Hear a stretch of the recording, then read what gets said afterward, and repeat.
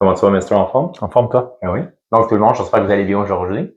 Donc, le sujet de la vidéo actuelle va être les barbells, donc les barres olympiques, contre les dumbbells, donc les haltères et les machines. On inclut les systèmes à poulies. Ouais. Ça, on n'est pas ici pour débattre, c'est comme ça qu'on le fait. Donc, pour le premier, Max, les barbells, donc les barres olympiques, outils du temps préhistorique, n'est-ce pas? J'exagère un petit peu. Donc, c'est probablement un des premiers outils de musculation qui est encore une fois la base de pas mal tous les entraînements. Un outil qu'on adore parce qu'on peut vraiment faire tout avec une barre de 45 livres, 20 kilos. C'est sûr qu'il y en a qui sont plus légères également pour les femmes, notamment de l'haltérophilie. Mais essentiellement, écoute, énorme capacité de surcharge. On peut vraiment charger énormément de poids. C'est pour ça que nos plates, donc nos plaques de 45 livres, surtout quand on devient très fort sur le squat deadlift, ça nous permet de charger énormément.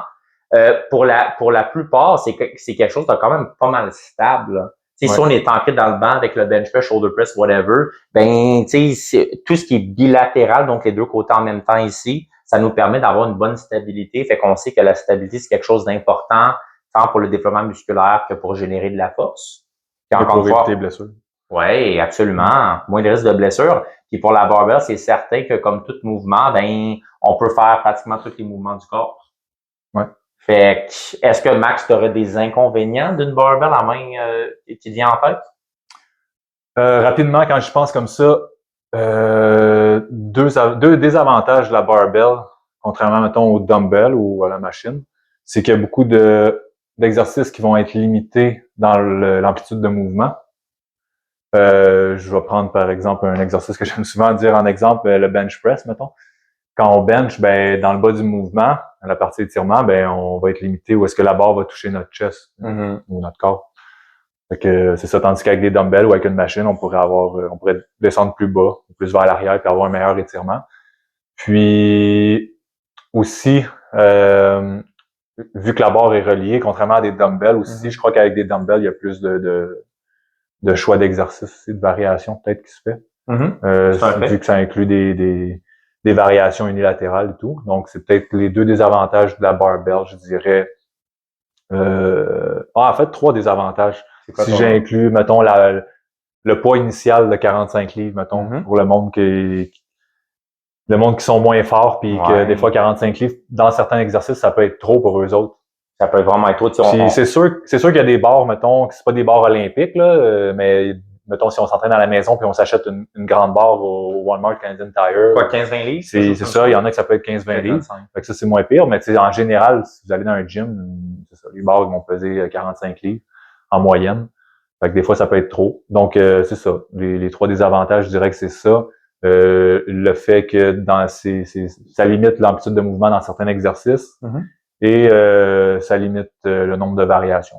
Vraiment, ça pas mal de sens. Peut-être un plus que j'aurais, je sais pas qu'est-ce que tu en penses, ça serait simplement au niveau de l'ergonomie de la barre. Pour beaucoup de personnes, ça peut être contraignant au niveau des poignets. On l'a dit, mettons, un high bar, même un low bar squat, c'est encore pire. Ça peut être, il y en a qui ont simplement pas la mobilité pour se placer au niveau de l'épaule. Donc ça, c'est sûr que c'est contraignant. Déjà là, ça l'enlève des choix. Ça l'élimine un peu comme tu dis. Puis également, c'est ça, mettons quelque chose comme pour des bicep curls, par exemple, ça peut être très dur sur les poignets. Donc, il y a des gens, on a notre ulna et notre radius, donc deux os de notre avant-bras ici. Puis il y en a qui ont plus une déviation ulnaire ou radiale qui est prédisposée par sa génétique, donc on est né comme ça. Donc, dépendant de la quantité de déviation de ce côté-là, il y en a qui sont incapables de tolérer des mouvements de barre fixe comme ça, d'où l'implantation d'une easy bar qu'on appelle une barre reset ou une barre curviligne, qui est beaucoup plus ergonomique pour le poignet. Donc ça, je pense que c'est quand même quelque chose qui est pas super évident. Il y en a plus que vous pensez génétiquement qui peuvent pas curler avec une barre droite. Vraiment. Puis ça, Max, on en a parlé. Le nombre de clients qu'on a vu également, c'est pour le bench press. On en parle tout le temps. On n'a pas le choix. C'est trop populaire comme exercice. Avoir une barre olympique, à moins que vous faites un suicide grip, un bench press inversé, mais ça, on ne le recommande pas là, pour une raison d'une autre vidéo, mais ça nous force à être en pronation tout le temps. Puis la pronation est associée à la rotation interne. Puis il y a beaucoup de clients qui ont mal à l'épaule. On les met sur des dumbbells qu'on peut faire la rotation comme qu'on veut le poignet en prise neutre. Et soudainement, sont capables de faire du bench press. Soit en prise neutre ou en semi-pronation, juste tourner un peu vers l'intérieur, puis ça fait une grosse différence. Vraiment. Puis donc, c'est pas mal ça ensemble. Max, est-ce que tu veux briser la glace avec nos dumbbells? On y va avec les dumbbells, oui. Ben, c'est ça. Comme je disais, les dumbbells, le gros avantage que ça a par rapport au barbell sur la majorité des exercices, c'est l'amplitude de mouvement. Donc, c'est ça. Il n'y a pas une barre qui stoppe en touchant notre corps. Puis, beaucoup de choix d'exercices, vu qu'on peut y aller de façon unilatérale. Puis, on n'est pas stoppé avec le poids qui commence direct à 45 livres. On peut commencer avec des dumbbells il y en a 3 livres, 2 livres, une ben oui, livre, il y en a. une livre. La plupart des gyms, ils vont en avoir des dumbbells de 2-3 livres. Ils sont souvent roses. Ouais, ouais. Mais c'est ça. Donc, plus de choix d'exercice, plus. Le désavantage, par contre, avec ça, ça va être la stabilité souvent. Ouais. Que si on veut, ça va être bon. Il y a certaines personnes qui veulent améliorer leur stabilité, mais tu sais, la plupart du monde, leur but, ça va être l'hypertrophie musculaire. Puis quand c'est notre principal but, ben on veut être le plus stable possible dans un exercice de musculation, ce qui est pas le cas avec des dumbbells. Vraiment, même pour développer la force également, ça va nous permettre de générer plus de force. On l'a déjà mentionné quand même là. Peut-être un autre avantage des dumbbells que j'aime beaucoup, c'est la vitesse.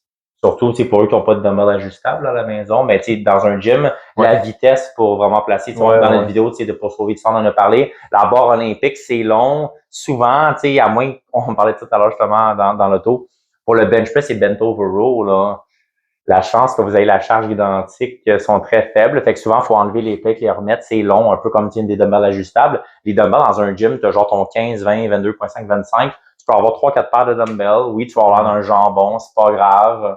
Mettez la faute sur votre entraîneur. C'est grave si vous êtes à l'heure de pointe. À l'heure de pointe, effectivement. Mais tu sais, avec les dumbbells, c'est beaucoup plus conductif pour des supersets giant sets dans l'ensemble. Donc, pour terrer des mouvements.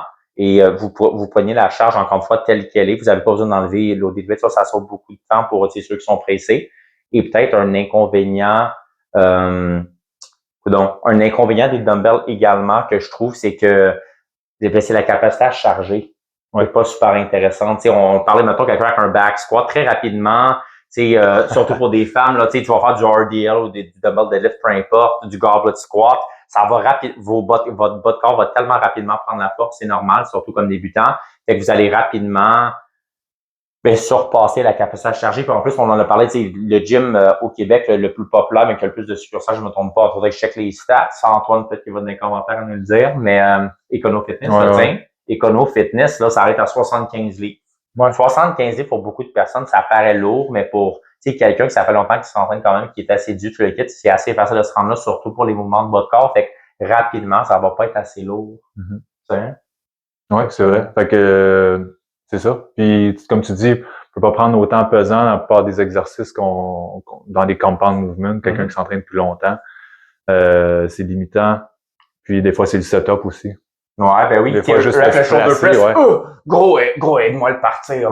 C'est trop pesant, hein. Tu peux pas le placer toi-même, c'est trop lourd. Non, c'est juste un bon conseil d'entraîneur, ça, dans le temps qu'on m'a dit ça. Tu peux perdre tellement d'énergie juste à te placer, juste le setup pour te placer, pour commencer l'exercice quand t'es rendu avec des gros dumbbells. Ah, mais écoute, j'avais une physio également, là, c'est juste pas sur la blessure, mais il y avait quelqu'un, justement, c'était un carabin, l'Université de Montréal, qui avait compté ça parce qu'elle surveillait la salle de muscu pour les blessures, au cas qu'il y avait des bobos.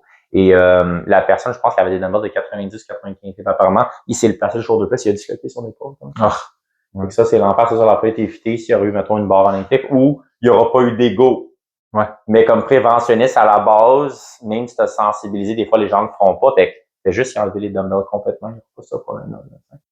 J'ai un ami qui a déjà eu un œil au beurre noir parce que son triceps a lâché pendant un bench press, puis il y avait des 80 livres, puis il y a eu un 80 livres direct sur lui.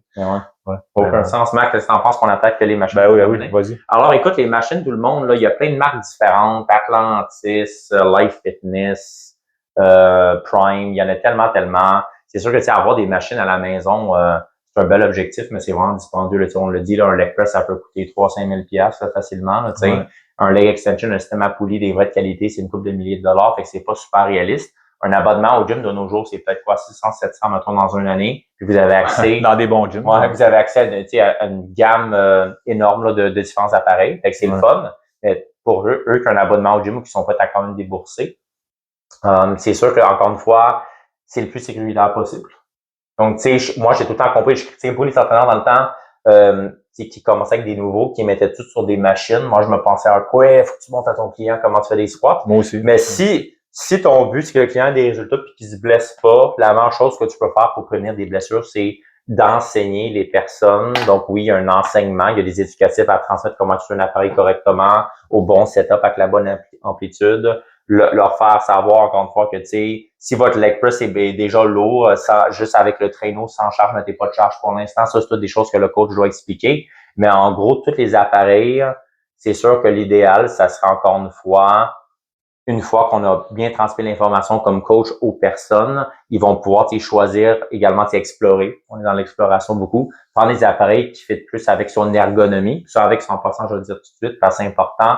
L'ergonomie est pas fameuse également pour les machines. Parce qu'on voit ça avec des clients qui sont à peu près genre 5 pieds 10 et plus souvent dans le 6 pieds, sont trop grands, ou je devrais dire les appareils sont pas ajustés, sont trop petits. Et même chose, des fois des hommes, mais surtout les madames de genre 5 pieds 1, 5 pieds 2, ils rentrent pas dedans non plus. En tout cas, fait que ça, c'est malheureusement, je pense vraiment que les machines ont été faites probablement pour les hommes de taille moyenne et probablement des hispaniques, honnêtement.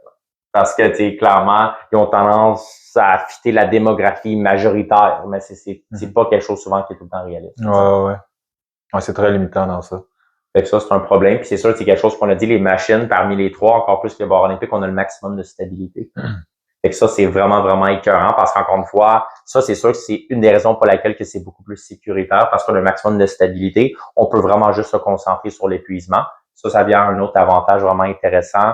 On le sait que c'est le muscle local ciblé qui lâche et pas des stabilisateurs, justement. Ouais. Vous pouvez aller à l'épuisement total, même en vous entraînant tout seul. Puis ça vient encore un autre avantage. C'est super conductif pour faire des drop sets. Des drop sets, par exemple, ça se fait extrêmement bien. Vous pouvez juste vous lever, enlever une plaque. S'il y a des plaques, par contre, il y a des stacks comme ça, c'est super bon à dropper comme ça. Puis vous pouvez vous rendre à l'épuisement avec aucun danger. Donc, mentalement, c'est très libérateur de pouvoir voir que vous allez être en sécurité. Parmi les trois, les machines, c'est clairement la meilleure option quand on veut développer, quand on veut favoriser le développement musculaire. C'est sûr, je dis pas de tout faire 100% à la machine, là. C'est bon d'avoir de la variation. Puis quand je pense rapidement, c'est comme le muscle, tu sais, les érecteurs du rachis, ça va être plus difficile de les entraîner à la machine. Ça existe des machines pour isoler le bas de dos, mais c'est rare quand même, puis c'est souvent pas la meilleure option. Ouais, vraiment. Fait que pour ça, c'est mieux de certains compound movements, soit au barbell, dumbbell. Mais sinon, pour la majorité du temps, les machines vont être mieux. 100%. Puis tu sais, honnêtement, une mention honorable, on a parlé pour le système de poulie, pour les machines, ça avec. On adore le fait qu'il y a un niveau de tension qui est constant du début à la fin du mouvement. Pour quelque chose, mettons, on parle tout le temps le fameux lateral raise, élévation latérale avec des dumbbells par rapport, mettons, la poulie. Bien, la poulie, même si c'est en littérature, ça a l'air d'être relativement égal. Je pense qu'il y a quand même un léger avantage avec la poulie parce que, tu sais, dans la position étirée, surtout, il y a plus de tension. Et puis c'est ça. Puis la poulie, moi, je le dis, c'est peut-être l'outil que j'utilise le plus, honnêtement, pour mes bras, épaules, dos, quasiment. C'est autre que, mettons, les dip pull-ups, le kit. C'est juste tellement malléable. On peut tellement faire d'exercices encore une fois. Et je sais pas, il y a juste quelque chose des poulies pour des high reps, ça fait juste vraiment bien sur les articulations. Ben, c'est ça, comme tu dis, mettons pour un lateral raise que dans le bas du mouvement, avec un dumbbell, ben, il y aura plus de tension, tandis qu'il va en avoir plus avec la poulie. Plus le fait d'avoir une tension constante aussi. Tu sais. Souvent, ça passe de zéro tension à beaucoup de tension, tandis qu'avec une poulie, c'est plus graduel. Puis t'en as aussi c'est ça, t'as une tension constante. Puis c'est pas juste avec les lateral raise, il y a beaucoup de mouvements que c'est le cas. Ben ouais. Fait que Max, tu sais, pour récapituler, tu me dis qu'est-ce que t'en penses, mais en gros, tu sais, les barres olympiques, tant les dumbbells, les machines et poulies, je pense qu'il devrait avoir une variété, une combinaison de tout dans ces programmes d'entraînement parce qu'il y a des pour et des contre clairement pour chacun. Un défaut que je pourrais dire rapidement, c'est que si votre programme inclut seulement des machines / poulies, si vous avez ça à votre programme puis vous arrivez dans un gym à l'heure de pointe, ça se peut que vous êtes obligé de prendre des variations parce que c'est qu'est-ce qui est le plus populaire aussi, malheureusement. Je pense souvent les gyms en ont pas assez.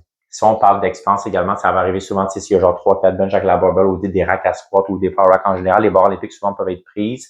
Les dumbbells avec les bancs aussi, mais c'est rare, vous n'allez pas avoir au moins un banc disponible. Puis on le dit, là, pogne tes 2-3 paires de dumbbells et tu peux littéralement faire comme un giant set, faire une bonne partie, voir tout ton entraînement sur un banc inclinable avec des dumbbells. Ben, c'est ça dépend du gym aussi, mais moi, pour vrai, là, depuis quelques années, là, je vais à plusieurs gyms, puis de ce que je vois de tous les gyms à date, là, depuis quelques années, c'est que les benches ces temps-ci, puis les squat racks, tout ce qu'il y a de barbell, vont être le moins occupés parmi tout le reste. Tu sais, souvent, je vais durant l'heure de pointe, puis je suis surpris de voir un bench de libre, même s'il y en a juste 2-3 dans le gym, puis que c'est plein de monde, mais il y en a toujours un de libre, puis rack à squat pareil, tandis que les poulies, il y en a plus, puis ils sont toujours prises ou presque. Tu sais. Je pense que tu me diras, Max, que tu en penses derrière cette information pour faire la vidéo, mais ça se peut qu'avec les réseaux sociaux, que peut-être que les mouvements de barre olympique, barbell, des gens commencent vraiment à comprendre que c'est peut-être pas l'idéal, c'est peut-être pas ce qui est optimal pour le développement musculaire. Ouais, peut-être. Autant que les réseaux sociaux, ils ont amené beaucoup de popularité, mettons, dans le powerlifting. J'en vois de plus en plus du monde s'entraîner en powerlifting. Oui, maintenant. Mais pas autant que le bodybuilding. Ça reste encore ce qui domine dans le domaine d'entraînement. Quand je pense à TikTok, moi, je pense beaucoup plus à des poulies puis des machines personnelles.